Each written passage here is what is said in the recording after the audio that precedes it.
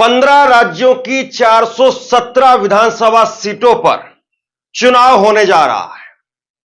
कहीं पर विधानसभा सीटों के आम चुनाव है तो कहीं पर उपचुनाव हो रहा है, लेकिन एक सीट जिसको लेकर के पूरे देश में इंतजार था कि आखिरकार अयोध्या के मिल्कीपुर की सीट पर चुनाव होगा तो उसमें क्या परिणाम आता है। और उस मिल्कीपुर सीट, अयोध्या की मिल्कीपुर सीट के ऊपर चुनाव नहीं हो रहे हैं। विपक्ष कह रहा है कि बीजेपी अयोध्या की हार से डर गई है। समाजवादी पार्टी ने अयोध्या की मिल्कीपुर विधानसभा सीट के उपचुनाव के लिए अपना कैंडिडेट भी घोषित कर दिया था। किसको बनाया कैंडिडेट आपको पता है? अयोध्या से चुनाव जीतने वाले अवधेश प्रसाद सिंह पासी, उनके बेटे को समाजवादी पार्टी ने उपचुनाव के अंदर कैंडिडेट डिक्लेयर कर दिया। लेकिन इस सीट पर उपचुनाव ही नहीं हो रहे हैं। चुनाव आयोग ने आज प्रेस कॉन्फ्रेंस की, 3:30 बजे प्रेस कॉन्फ्रेंस हुई, जिसमें झारखंड में और महाराष्ट्र में विधानसभा के चुनावों को लेकर के जो टाइम टेबल है वो घोषित कर दिया कि इस दिन वोटिंग होगी, इस दिन काउंटिंग होगी, ये सब बता दिया। और उसके साथ साथ अलग अलग राज्यों में, करीब 15 राज्यों के अंदर 417 सीटों पर उपचुनाव का कैलेंडर भी जारी कर दिया कि इस दिन वोटिंग होगी और इस दिन काउंटिंग होगी, और बाकी की जो प्रक्रियाएं होती है नॉमिनेशन की, वो सब घोषित कर दी। लेकिन मिल्कीपुर में ऐसा नहीं हुआ। इसके पीछे चुनाव आयोग ने क्या वजह बताई है, मैं आपको बताऊंगा। और सबसे बड़ा सवाल यह कि अवधेश प्रसाद सिंह पासी के खिलाफ बाबा गोरखनाथ, उनके वकील ने सामने आकर के यह कहा है कि हमने जो उनके खिलाफ याचिका लगाई थी उसको हम उठा रहे हैं। तो अब दोबारा से गेंद चुनाव आयोग के पाले में चली गई है, और क्या चुनाव आयोग अब चुनाव करवाएगा, इस पर पूरी डिटेल में मैं आपको समझाऊंगा। ये थोड़ा सा टेक्निकल मामला है, लेकिन कैसे क्या हो रहा है और बाबा गोरखनाथ के वकील ने सामने आकर के याचिका उठाने को लेकर के क्या कहा है, वो भी बात करेंगे उस पर। और उसके साथ साथ जब आपको पता है कि जिस तरीके से धड़ाधड़ अभी पेजर से अटैक, पेजर जो है फटने लगे, तो उसके बाद में जो है ये सवाल उठने लगे कि जब पेजर में धमाका हो सकता है, पेजर में सेटिंग हो सकती है, पेजर हैक हो सकता है, तो ईवीएम हैक क्यों नहीं हो सकती है। और इसी को लेकर के आज चुनाव आयोग की तरफ से जवाब दिया गया। क्या कुछ कहा है चुनाव आयुक्त ने ईवीएम हैकिंग को लेकर के और पेजर धमाकों को ईवीएम से जोड़ने को लेकर के, तो इन दोनों बड़ी खबरों पर बात करेंगे। लेकिन सबसे पहले आप जरा देख लीजिए शेड्यूल आप देखिए। महाराष्ट्र के अंदर और झारखंड के अंदर चुनाव होंगे। महाराष्ट्र में एक चरण में चुनाव होगा जिसमें 20 नवंबर को वोटिंग होगी और 23 नवंबर को नतीजे आएंगे। 13 नवंबर और 20 नवंबर को वोटिंग होगी झारखंड के अंदर 2 चरण में, और 23 जनवरी को यहां पर नतीजे आएंगे।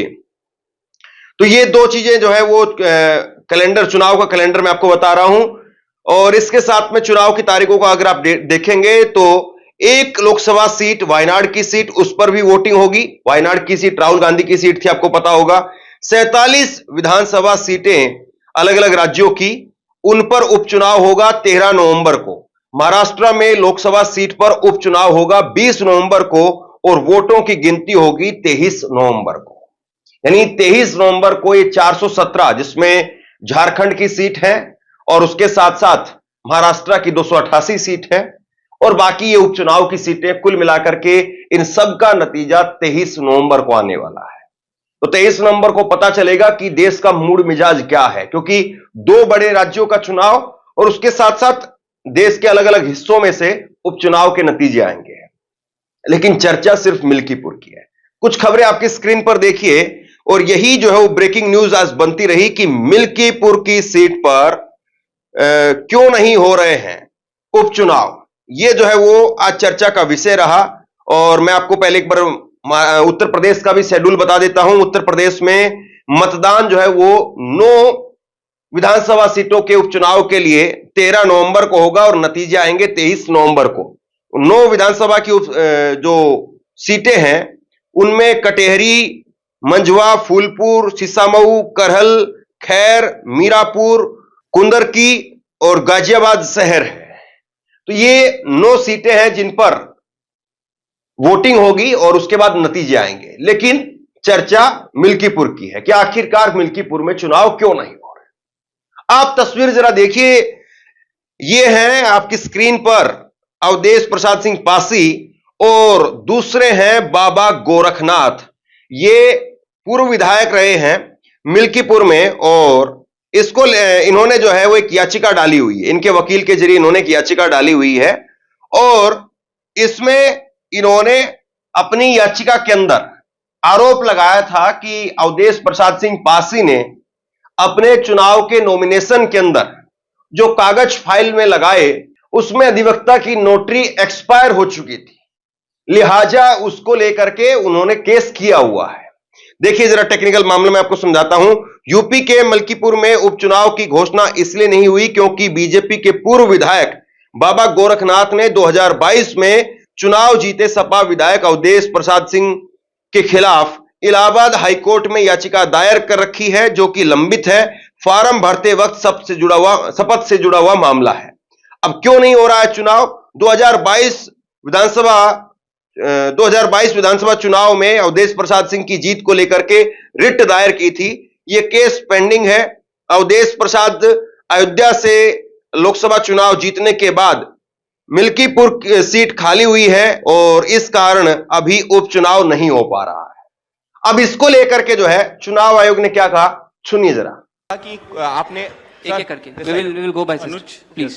राजीव सर, अभी जो आपने चुनावों की तारीखों का ऐलान किया है, लेकिन उसमें कुछ ऐसी सीट्स हैं विधानसभा जहां पर उपचुनाव होना था या लोकसभा जिन पर नहीं ऐलान किया गया। वो कौन कौन? सर, यूपी की 10 सीटें थी। 10 की 10 होंगी। 9 सर, 9 किया है। Basirhat is under the election petition. There is an election petition in Basirhat, so that is one case. 10 सीटें थी ना सर।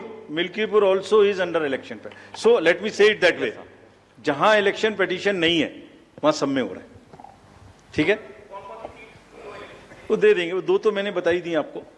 चलिए, लेट अस गो ऑर्डरली। अब चुनाव आयोग भी इसमें वही टेक्निकल मामला बता रहा है कि यह मामला जो है वो कोर्ट में लंबित है, इसलिए हम चुनाव यहां पर डिक्लेयर नहीं कर रहे हैं। लेकिन कांग्रेस पार्टी के प्रवक्ता सुरेंद्र राजपूत वो कह रहे हैं कि भाजपा यहां पर डर गई है। उत्तर प्रदेश में भारतीय जनता पार्टी की सरकार और केंद्र की सरकार क्या डर गई है? जो अयोध्या के अवधेश के राज में मिल्कीपुर में चुनाव नहीं करा रही है। क्यों नहीं करा रही है उपचुनाव? बाकी जगहों पे आपने 9 उपचुनाव कर दिए और याद रखिए 9 की 9 सीटें इंडिया अलायंस जीतेगा। सिंबल किसका किस सीट पर होगा ये हमारा हाईकमान तय करेगा, अखिलेश यादव जी तय करेंगे।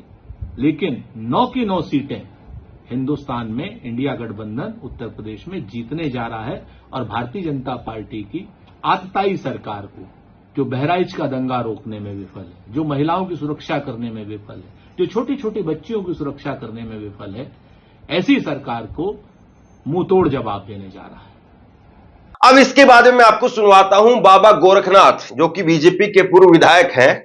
उनके वकील ने सामने आकर के कहा है कि हम ये याचिका जो अवधेश प्रसाद सिंह के खिलाफ लगाई थी उसको उठा रहे हैं। इसका मतलब यह है कि अब वो चाहते हैं कि चुनाव हो जाएं, लेकिन ये तो पहले भी उनको पता होगा। टेक्निकल मामला है और टेक्निकल मामला यही है कि जब तक आप कोर्ट में उनके खिलाफ केस डाल करके रखेंगे, जब तक उस पर फैसला आएगा नहीं तो उस पर चुनाव आयोग जो चुनाव डिक्लेयर करेगा नहीं। तो ये तो आपको पहले से पता, फिर आपने क्यों नहीं किया? क्या कह रहे हैं उनके वकील साहब, सुनिए। आज इलेक्शन कमीशन ने महाराष्ट्र और झारखंड विधानसभा इलेक्शन और उत्तर प्रदेश में उपचुनाव की घोषणा की। हालांकि मिल्कीपुर विधानसभा की घोषणा इस वजह से नहीं की गई क्योंकि वहां पे मेरे द्वारा एक याचिका फाइल की गई election petition Lucknow high court में। मेरे क्लाइंट गोरखनाथ जो वहां से एक विधायक भी रह चुके हैं और इलेक्शन पिटीशन हमने गोरखनाथ के द्वारा फाइल की थी, जिसमें हमने ये मांग की थी कि जो अवधेश प्रसाद जी, जो अब सांसद बन चुके हैं, उनके द्वारा जो एफिडेविट फाइल किया गया था इलेक्शन कमीशन के पास, रिटर्निंग ऑफिसर के पास, वो बिल्कुल फॉर्ज है, फैब्रिकेटेड है, क्योंकि जो नोटरी उन्होंने कराई थी, ये मेरी याचिका है Gorakhnath versus Awadhesh Prasad, Lucknow high court में। इसमें जो नोटरी कराई गई थी, जो राकेश कुमार श्रीवास्तव जो अधिवक्ता, ऐसा दिखाया गया कि इनसे नोटरी कराई गई थी, उन अधिवक्ता महोदय का जब हमने RTI लगाकर पता किया तो उन अधिवक्ता महोदय की नोटरी, ये देखिए यहाँ पे अगर आप पढ़ेंगे, उन अधिवक्ता महोदय की नोटरी एक्सपायर हो चुकी थी 2011 में, जबकि 2022 के जब चुनाव हुए थे उस इलेक्शन में इसी अधिवक्ता द्वारा नोटरी कराई गई थी। उसको हमने चैलेंज किया था, जिसमें माननीय न्यायालय ने संज्ञान लेते हुए नोटिस जारी किया था। इसमें सुनवाई चल रही है। हालांकि बीच में जब लोकसभा चुनाव हुए तो वो सांसद चुन लिए गए, और इसलिए हमने भी याचिका को बहुत ज़्यादा प्रेस नहीं किया, क्योंकि ऑलरेडी वो इन्फ्लेक्चुअस हो गई थी। लेकिन चूंकि मामला पेंडिंग है, मामले में माननीय न्यायालय संज्ञान ले चुका है, इसलिए आज चुनाव का जब घोषणा हुई तो मिल्कीपुर विधानसभा में घोषणा नहीं हुई। हालांकि हम 1-2 दिन में इसमें पिटीशन को विड्रॉ करेंगे, और विड्रॉ करके उसके बाद इलेक्शन कमीशन को भी इन्फॉर्म कर देंगे। और दूसरी बात जो मैं देख रहा हूँ सोशल मीडिया पे, कि बहुत सारे लोग इस बात को बहुत गलत तरीके से कर रहे हैं कि मिल्कीपुर से बीजेपी डर गई, इसलिए वहाँ पे अनाउंस नहीं हुए, तमाम तरीके की बातें कि दिल्ली के साथ चुनाव होंगे और तमाम तरीके की बातें। तो बिल्कुल ये नहीं है। इलेक्शन कमीशन की अगर आप PC सुनिए तो उन्होंने बिल्कुल साफ तौर पे कहा है, और हम जल्दी ही इस पिटीशन को 1-2 दिन में जो भी समय लगेगा इसको विड्रॉ करेंगे। विड्रॉ करके उसके बाद माननीय इलेक्शन कमीशन को भी हम इन्फॉर्म कर देंगे, क्योंकि अब इस पिटीशन को प्रेस करने का भी कोई मतलब नहीं है, क्योंकि हमारी जो याचिका थी, जो हमारे प्रेयर्स थे, वो इनकी सदस्यता रद्द करने के लिए और बाबा गोरखनाथ को वहाँ से विधायक मनोनीत करने की याचिका थी। हालांकि अब वो ऑलरेडी वहाँ पे विधायक नहीं है, वो सांसद बन चुके हैं, उन्होंने इस्तीफा दे दिया है विधायक पद से, तो इसको प्रेस करने का कोई मतलब नहीं है, और वहाँ पे चुनाव भी होने चाहिए। ये बात मुझे लगा कि आपके संज्ञान में आना चाहिए, इसलिए मैं ये बात बता रहा हूँ।